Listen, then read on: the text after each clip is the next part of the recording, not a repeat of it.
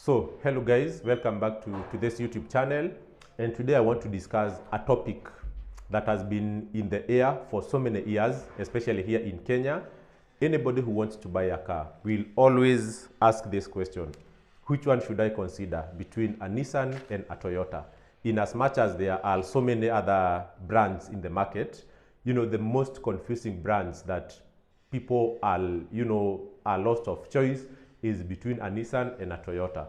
While people would go for other brands like Mazda or, like Peugeot or any other brand that exists in the market, like those type of buyers already have a taste of what they want. But people who normally go to buy Toyota or Nissan most of the time find themselves confused of choice.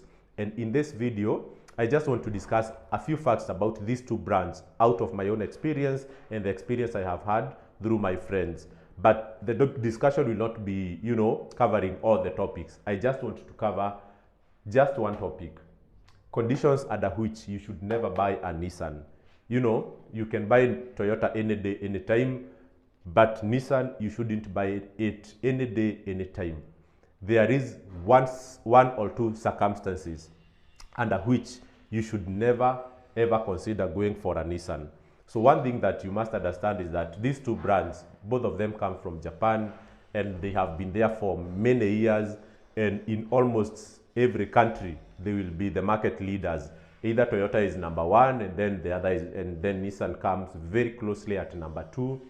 And so in terms of market share, you can say that these are very, very popular brand. And the fact that they are both selling at very high numbers tells you there is something unique about them, and then you are right to be confused which one to choose, because like everyone is going for either all.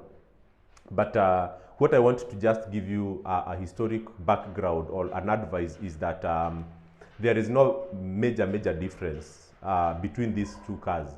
Especially if you are in Kenya, you will realize that when you go to a car yard, the buying price of these two cars, whether it is brand new from the showroom or a yard from Japan, their buying price are not very different. If you are going to buy, let's say, a Toyota Vitz or a Nissan Note, those are comparable models. They will be selling very close price. You will be buying them at a very close price.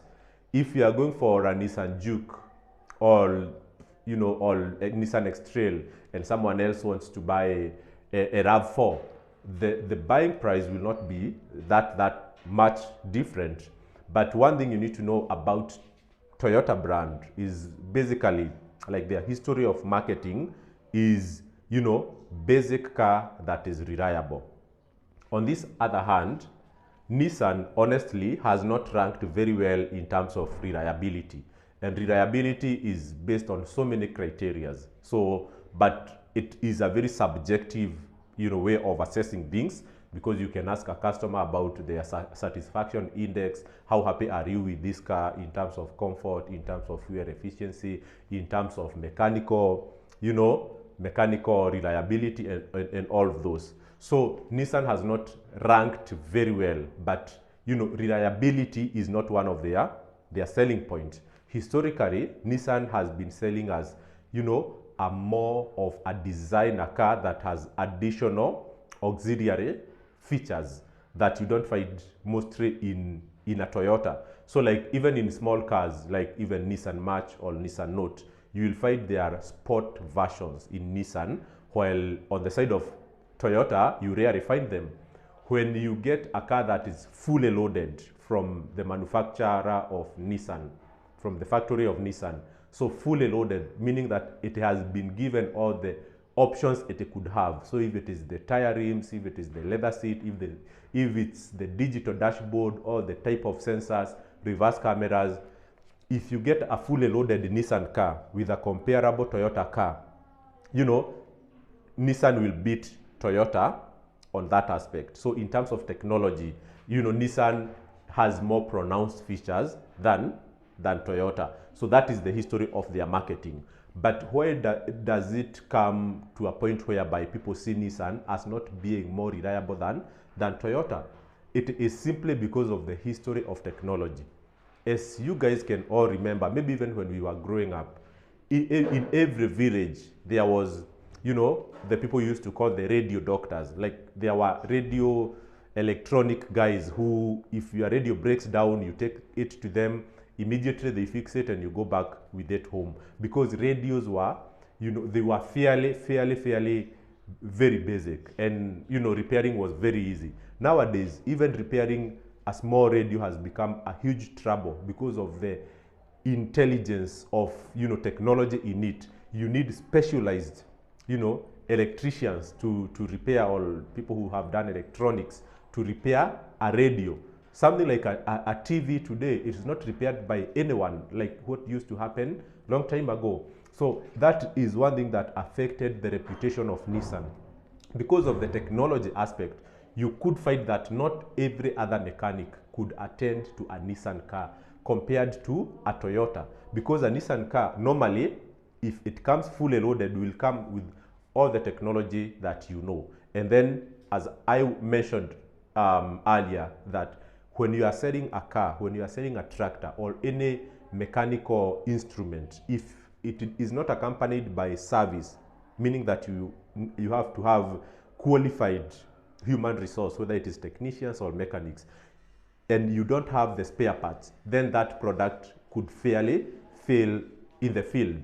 And that is what I think affected Nissan's reputation. But having said that, Nissan has, you know, a low index in terms of consumer reliability.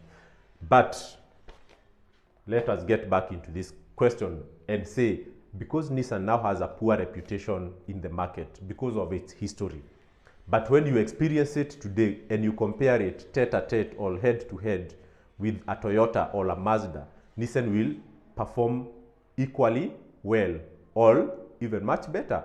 But still, you must never get it at some point. And this is when, if you are how can I say, you change car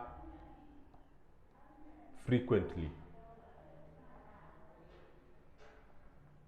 Okay, so the only time you should never consider getting a Nissan, it's if you are a frequent, you know, changer of cars. So if you are buying a car to use it for 1 year and resell, please never go for a Nissan. Go for a Toyota, go for a Mercedes, go for a Mazda. Those are cars that would normally maintain 80% of their value even after 3 years. Even after 3 years. You know, any other car apart from Nissan, normally it would maintain more than 80% of their value even after 3 years. Nissan, right now you buy a Nissan, any car, within the first 1 year, you will struggle to sell it even at 50 to 60% of its resale. So that's why I would only advise a person, if you are going for a Nissan, go for it only when you are sure that you're gonna keep that car. Because if you are going to resell, it will cost you money. You will lose money in terms of resale value. And that is my video for today. Thank you.